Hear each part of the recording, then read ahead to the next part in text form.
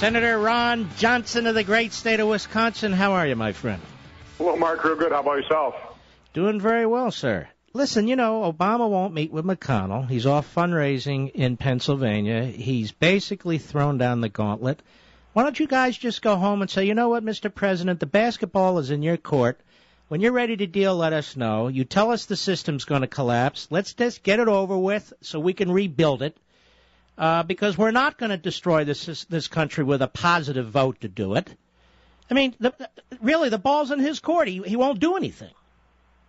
Well, you are correct about that, Mark. And let's face it, this president has not shown leadership except for the destructive policies in terms of the health care law, the Dodd-Frank bill, which somebody else wrote, by the way. He didn't really show leadership other than just force the things through. But he's certainly not showing leadership now. But, you know, I think it's incumbent on us to keep hammering on that point and start coming up with, you know, exactly what we need to do. And I don't think it's that hard, Mark. I think what we need to do is exactly what the House is talking about, is cut, cap, and balance. We need to cut some spending now because that sets up a lower baseline and saves trillions over the years. We absolutely need a legislative cap. You know, something like the CAP Act. There's some other proposals floating around. And then we absolutely need a constitutional limitation to the size of government or a balanced budget amendment. Because in the end, that's the only thing that is going to restrain government long term. So what happens if you don't get it? Well, that's an excellent question. I'm about the only guy out there talking about the fact that if we don't get an increase in the debt ceiling, it's not the end of the world.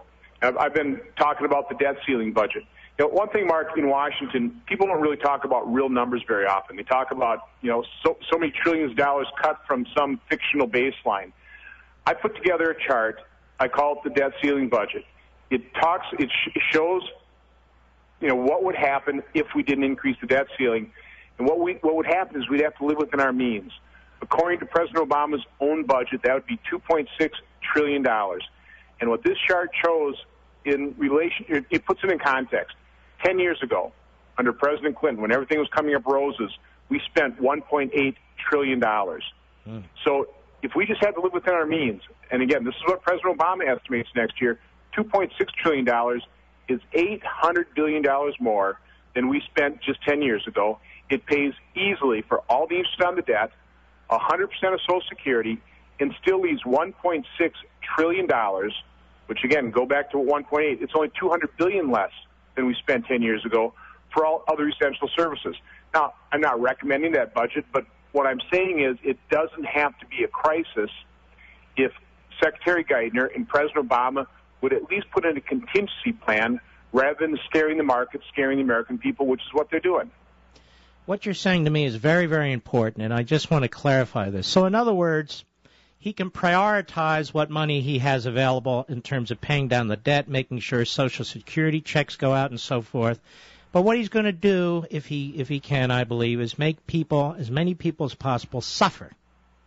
And yes. my attitude about this, Senator, is if this is where we're headed, if this is what he's going to do, let's get it the hell over with. Better now than 10 years from now when the whole society will collapse. Better now when our generation, can try and address this and fix this. But if he thinks this is a politically savvy move on his part, I mean, where everything comes down around his head, I don't see how that works for him. Do you? Well, let's hope not. But, you know, unfortunately, and this is very unfortunate, he has an awful lot of levers of power to create an awful lot of pain. And if he starts sending out letters to Social Security recipients, I think it would be, first of all, grotesque. It would be highly irresponsible for him to do that. But that's exactly what they're planning on doing. They are out there trying to scare the American people. And they'll withhold Social Security checks. They'll close down every essential service that people actually like in government. That's the first stuff they'll shut down. I mean, they'll try and create the maximum amount of pain to put as much pressure on Republicans to give them that increase in the national credit card because they just want to continue business as usual. And let's face it, Mark, business as usual here in Washington is bankrupting America. That's the cycle we must break. You know, Senator Ron Johnson of Wisconsin, they talk about all the faces that they'll put on TV and so forth of people who will suffer as a result of this. You know, Senator, there are a lot of faces of unemployed, people who've lost their homes or underwater, businessmen and women whose businesses have been shuttered. We have all kinds of faces. We don't have to find actors. We don't have to manufacture them. They're real. Millions of people out of work, millions of people losing their home, millions of people going bankrupt. There's plenty of faces out there to show the side of Obama's policies if they want to see faces. Yeah. Anyway, that's just me ranting. No, let's face it. We don't control the news media. So if this were a Republican president, you know exactly what the story would be every night, every day. It would be the high level of unemployment. They would be doing stories of all those people that have lost their jobs. Now the stories are actually saying, hey, it's not that bad being unemployed. I mean, it's amazing. You know, Senator, let's keep in mind, according to Obama with this stimulus bill that was rammed through, unemployment today is supposed to be, people say less than 8%. It's supposed to be 6.8%. I went and looked. And CNS News did an analysis of this. So it's supposed to be 6.8%. So why should we listen to this president and his advisors and Reid and the rest of them when they've been so wrong about so much so often? Well, we absolutely shouldn't. And let's face it, Mark, I do believe it would be a disaster for this country to have President Obama reelected.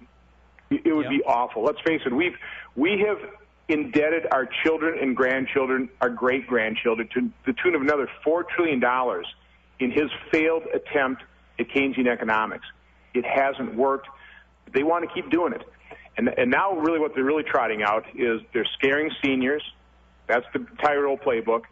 And they're engaging in class warfare.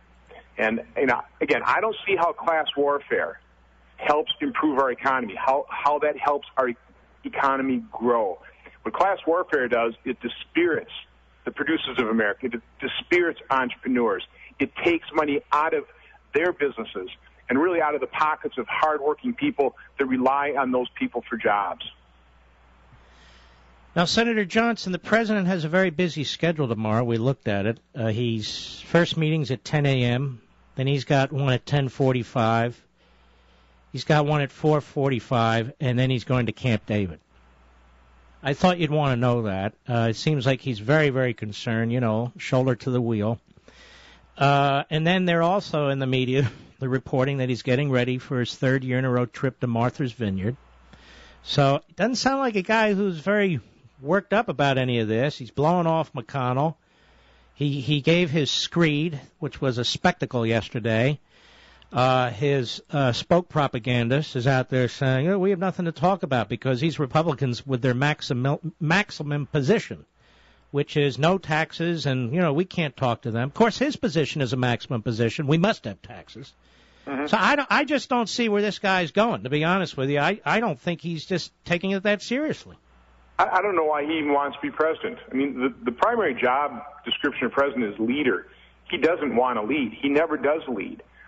I mean, it is totally baffling to me why he would even want to be president of the United States the way he's acting. But I made a little bit of news a couple of weeks ago when I said when it comes to our debt and debt crisis, President Obama is just phoning it in.